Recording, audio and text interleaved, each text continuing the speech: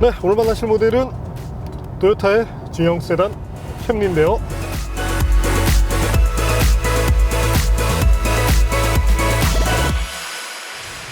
먼저 소개해드렸던 모델은 하이브리드 버전이었습니다. 하지만 사실 하이브리드보다는 가솔린 모델의 수요가 더 많은 것이 사실이죠. 그 때문에 많은 분들의 요청을 받았는데요. 그럼 새해를 맞이해서 이 토요타 캠리가 어떤 매력들을 보여주고 있는지 잠시 함께 느껴보시겠습니다.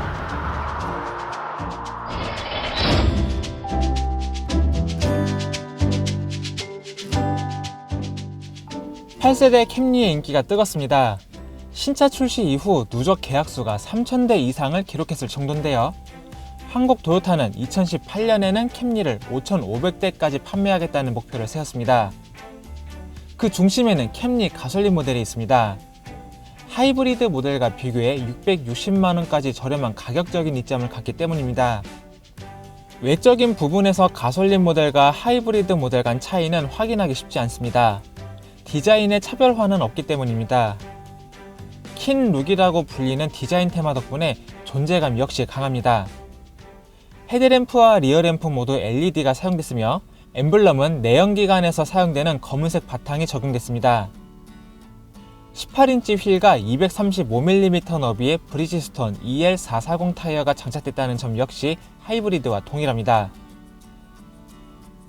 후면부는 하이브리드 배지가 빠지고 머플러의 위치는 하이브리드는 왼쪽, 가솔린 모델은 오른쪽에 자리한다는 차이가 있습니다. 인테리어는 하이브리드 모델과 동일합니다. 폭포에서 영감을 받아 대시보드에서 센터 콘솔까지 부드럽게 내려오는 라인, 무광의 크롬 장식, 타이거 아이에서 영감을 얻은 우드 트림 등도 동일합니다. 실내 넓은 부분에 소프트 터치 소재를 사용했다는 점도 만족감을 높이는 요소입니다. 하이브리드 모델과 차이점이라면 계기판이 일반적인 형태의 구성을 갖는다는 점입니다. 이외에 센터 콘솔 주위에 EV 모드 버튼과 같은 기능도 생략됐습니다. 트렁크 공간은 가솔린 모델과 하이브리드 모두 동일합니다.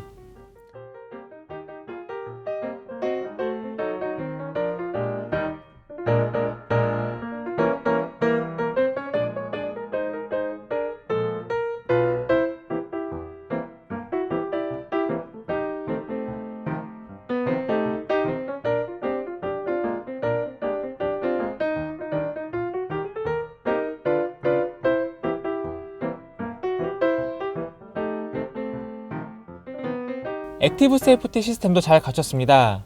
전방 차량에 따라 거리는 물론 정차 및 재출발까지 가능한 레이더 크루즈 컨트롤, 스티어링 휠 보조가 가능한 차선 이탈 경고 및 방지, 긴급 제동 보조 시스템, 오토매틱 하이빔이 대표적입니다.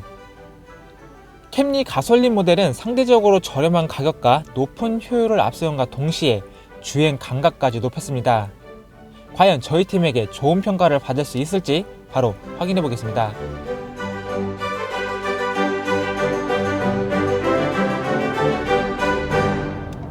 네, 토요타 캠리.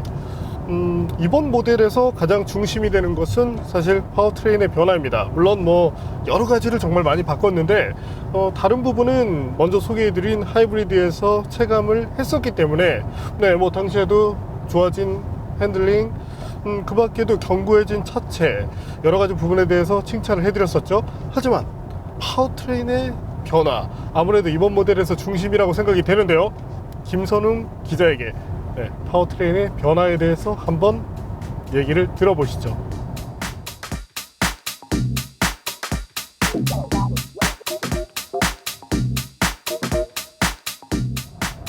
네, 앞서 캠리 하이브리드를 통해 토요타의 새로운 엔진에 대해서 간략하게 설명을 했었죠. 이번에는 조금 더 깊이 들어가 보겠습니다. 먼저 흡기 밸브와 배기 밸브 간 협각이 31도에서 41도로 넓어졌습니다. 여기에 흡기관과 배기관의 통로를 보다 직선화된 형태로 바꿨습니다. 공기가 들어오고 나오는 과정에서 저항을 줄이기 위해서입니다. 흡기 부분에는 엣지 처리가 이루어지면서 공기를 한쪽 방향으로 빨아들일 수 있도록 했습니다. 소용돌이의 일종인 텀블 유동을 유도하기 위해서입니다. 텀블 유동은 내연기관 엔진에서 매우 중요한 부분입니다. 공기를 불규칙적으로 빨아들이면 연료 입자도 불규칙적으로 한쪽에 뭉쳐있거나 비어있는 문제가 발생합니다. 그만큼 완전 연소는 힘들어지게 됩니다. 텀블 유동을 이끌어내면 연료 입자들이 고르게 퍼지게 되고 그만큼 성능과 효율이 높아지게 됩니다. 포트 분사 방식과 직분사 방식을 함께 사용하는 것은 잘 알려졌죠? 직분사 시스템의 경우 6개의 구멍을 갖는 멀티홀 분사 시스템을 통해 연료를 보다 고르게 뿌릴 수 있도록 했습니다. 여기에 밸브 타이밍 시스템과 워터펌프, 가변 오일 펌프 등은 모터를 통해 구동돼서 엔진이 부담하는 저항을 보다 줄였습니다. 네, 변속기는 8단 자동인데요.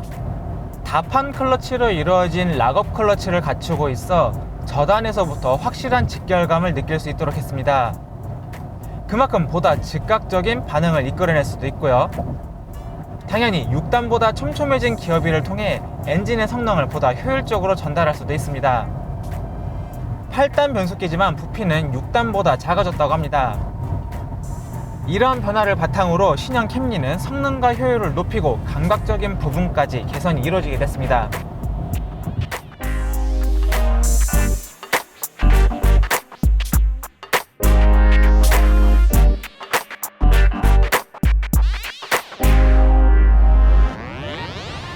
네, 앞서 들으신 것처럼 기술적인 측면에서 정말 여러 가지 신경을 쓴 것이 특징입니다. 예전에도 2.5리터 가솔린 모델 당연히 존재를 했었죠. 하지만 출력 부분의 향상이 특히 두드러지는데요.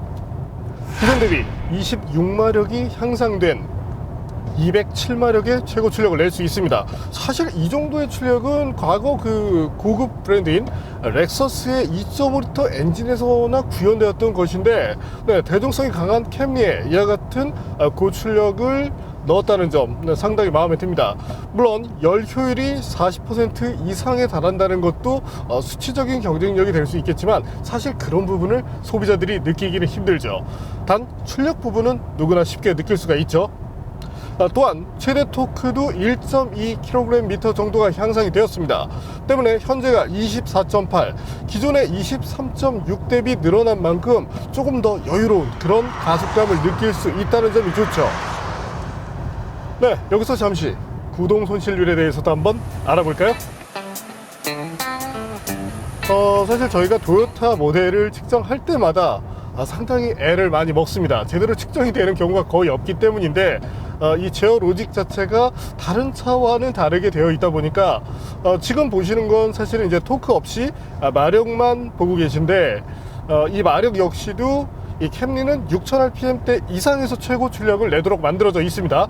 단 이제 다시 보시겠지만, 네, rpm대를 다 쓰지 못했고, 그럼에도 불구하고 여기서 나온 최고 출력이 159마력 정도에 이른다는 점, 기존 모델이 전체 rpm을 다 쓸 때 끌어내는 출력이 5000rpm 미만에서 나왔다는 점은 분명히 의미가 있습니다. 네, 정말 여건만 된다면 출력이나 최대 토크를 모두 확인하고 싶지만, 네, 이상하게 토요타 모델들, 특히 하이브리드는 더더욱 출력이 어렵다는 그런 아쉬움을 갖고 있습니다. 물론 단점은 아니고요. 또한 수치적으로 성능이 좋아졌다는 것, 네, 그렇다면 가속 성능에 대해서도 한번 확인해 볼까요?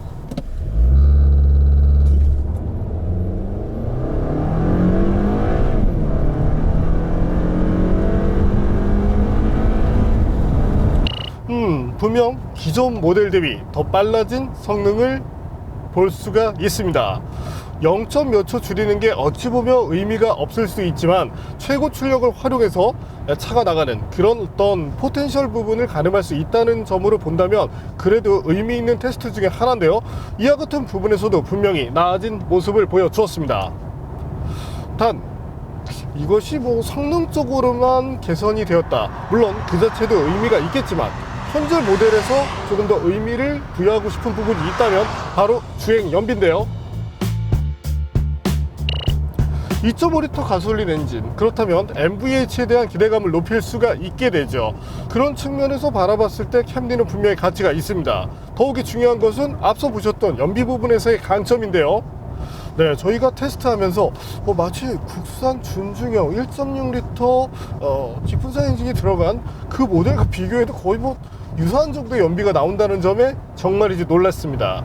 특히나 와인딩 로드에서 테스트를 할 때는 연비가 급격하게 떨어지죠. 통상 5에서 6km대까지 떨어지는데 캠리의 경우는 그보다 더 높은 수준의 연비를 꾸준히 보여주었습니다. 때문에 일반적인 환경에서 연비를 리터당 10km 미만으로 떨어뜨리는 것은 어려운 일이라고 생각이 됩니다. 네, 그 밖에도 주행 감각 부분에서도 분명히 뚜렷한 향상이 느껴지는데요. 먼저 소개해드렸던 하이브리드 버전에서도 그런 모습들이 잘 비춰졌었죠. 사실 이 렉서스만 가더라도 ES350조차 타이어의 너비를 줄이는 것이 토요타의 스타일입니다.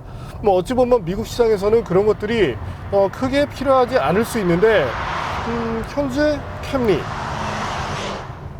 타이어 사이즈를 넓히면서 전반적인 코너링 향상에도 의미를 뒀고, 네, 주행 안정감 향상에도 큰 도움이 되고 있습니다. 특히 고속 주행을 했을 때, 네, 잠시 가속 페달을 밟아볼까요?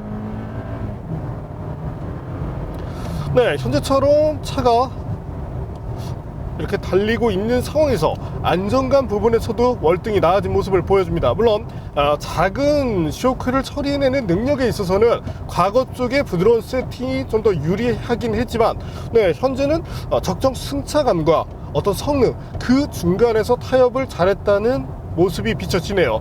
물론 그럼에도 불구하고 살짝 성능 쪽에 포커싱 했다는 느낌도 들긴 하고요. 기본적인 운동 특성은 다른 전륜구동 모델처럼 언더스티어를 기반으로 합니다. 단 이제 타이어의 성능 자체가 의외로 잘 나와주기 때문에, 네, 어떤 코너링을 하면서 아쉬움을 크게 느끼지 않게 해준다는 점이 좋네요. 지난 회에서도 말씀드렸지만 브리지스톤의 EL400 저희가 상당히 특히 제가 굉장히 싫어해서 스폰서가 브리지스톤인데도 불구하고, 네, 정말 이렇게 안 좋은 그런 얘기들을 많이 했었는데, 이번에 EL440은 성격이 조금 다릅니다. 네, 조금 더 성능적인 부분을 기약하면서 그러면서도 마일리지까지를 향상시켰기 때문에 어찌 보면은 대중에게 좀 더 유리한 세팅으로 이렇게 설정이 되었다고 볼 수 있게 되겠습니다. 네, 뭐 상당히 마음에 드는 그런 타이어인데요. 네, 다행입니다. 하도 뭐 미쉐린 얘기만 많이 하다 보니까 스폰서는 브리지스톤인데 너무 미쉐린 칭찬을 하는 게 아니냐, 이런 얘기도 들었었는데, 네, 이번에는 정말 칭찬할 만한 이런 타이어가 나와서 좋네요. 자, 근데 하나 특징적인 부분이 있습니다. 앞서 이 파워트레인 부분 상당히 월등하다고 말씀을 드렸죠. 단 이제 저속에서 특히 이제 정지 상태는 아니지만 시속 10에서 20km 정도로 서행을 하고 있다가 가속 페달을 밟았을 때 차가 다소 멈칫하면서 안 나가는 느낌을 받을 때가 있는데요. 앞서 김선웅 기자가 설명을 드릴 때 락업에 대해서 말씀을 드렸죠. 네, 사실 일단부터 락업 클러치를 이렇게 활성화시키는 경우는 적은데 이 락업 활성화 유무에 따른 그 차이가 강하다는 점이 그와 같은 특징을 만들게 됩니다. 사실 이 부분이 단점이라고 본다면 단점이 될 수도 있고, 또 하나 장점이라고 본다면 어떤 효율성 향상, 직관적인 어떤 그런 느낌을 강하기 위해서 이렇게 세팅을 한 것이기 때문에 이 부분에 대해서는 소비자분들께서, 네, 이해를 하시고, 네, 접근을 해주시는 것이 좋겠네요. 물론 토요타의 자료를 이제 참고해서 보면 그래도 과거 모델보다는 초기 발진 능력 부분에 있어서는 조금 더 향상되었다는 그런 내용이 있기도 합니다. 빨라진 가속 성능, 뭐 감각적으로도 좋아지고, 그렇다면 제동 성능에 대한 관심 역시도 커지는데요. 네, 이번에는 토요타 캠리의 제동 능력에 대해서 한번 확인해 보겠습니다. 네, 이 정도의 수치라면 승용 세단으로서는 무난한 수준이라고 할 수 있게 됩니다. 뭐 전반적으로 밸런스라는 측면에서 바라봤을 때, 네, 크게 아쉬움 없는 그런 성능을 갖췄다고 봐주시면 되겠네요. 더욱이 중요한 것은 한 번만 성능을 유지해내는 것이 아니라 지속적으로 끌고 가는 부분이 상당히 중요합니다. 저희가 최근 테스트했었던 기아 스팅어 또한 제네시스 G70의 경우 굉장히 짧은 그런 제동 거리를 기록했죠. 35m대라면 거의 스포티한 모델, 거기에 정상급 모델과 견딜 수 있는 수치입니다. 하지만 지속성이 떨어졌기 때문에 후반으로 가면 뭐 38m 이상 계속 늘어나기 때문에 이와 같다면 운전자는 시스템에 대한 신뢰를 할 수 없게 되죠. 때문에 이런 측면에서 이 단기적인 이 거리보다는 어떤 그 지속성에 대한 부분, 이 부분에 대한 중요성도 여러분들께서 인지를 해주시는 것이 좋습니다. 네, 도요타 캠리 정말 여러가지 부분에서 업그레이드된 흔적들이 잘 나타나는데요. 사실 기존의 캠리 조금 뭔가 루즈한 그런 느낌이 있었습니다. 물론 그 루즈하다는 것이 부드러움을 의미하기 때문에 그와 같은 컴포트한 환경을 원하시는 분들께는 분명히 만족감을 드릴 수 있었죠. 하지만 페이스리프트를 통해서 조금 더 견고한 그런 모습을 보여줬고, 현재 모델에 와서 더 완벽해진 그런 캠리로 거듭났다는 점이 좋습니다. 그럼에도 불구하고 아쉬운 점을 꼽자면 가격이 올랐죠. 물론 액티브 세이프티를 포함해서 이 차에 적용된 여러 가지 요소들로 본다면 이해는 해줄 수 있습니다. 단 최근 트렌드가 구성을 좋게 하면서 가격 인상을 최소화하는 것이기 때문에 가격에 뭐 한 150에서 한 200만 원 정도 할인이 이루어진다면 정말 최고의 모델로 자리하게 되지 않을까, 이렇게 생각이 되네요.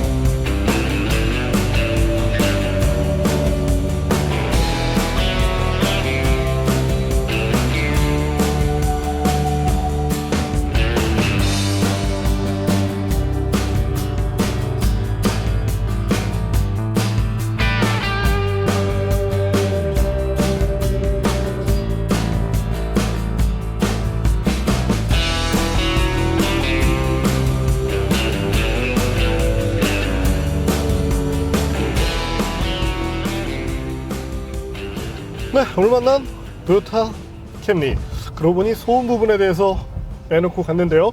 우선 정숙성에 대해서 한번 확인해 보시죠.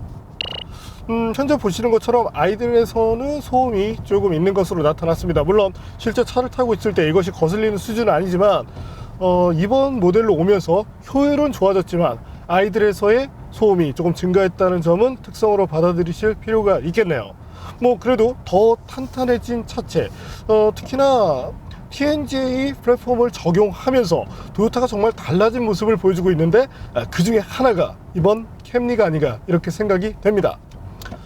그 밖에 뭐 주행 감각을 비롯해서 이 정도라면 가족을 위한 일상용 차로 운영을 하다가 가끔 조금은 재미나게 달리고자 할 때, 물론 본격 스포츠 세단은 아니지만 적어도 그런 감각적인 면을 추구할 수 있다는 점, 바로 그 점이 도요타 캠리가 갖는 매력이라고 말씀을 드리고 싶네요.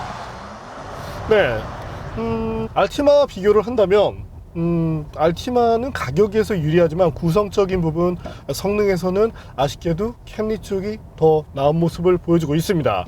올해 어코드가 다시 한번 나올 예정이죠. 이 두 모델 간의 진검 승부가 어떻게 날지 상당히 기대가 됩니다. 오늘은 정말 많은 것들을 바꾼 도요타 캠리를 만나봤습니다.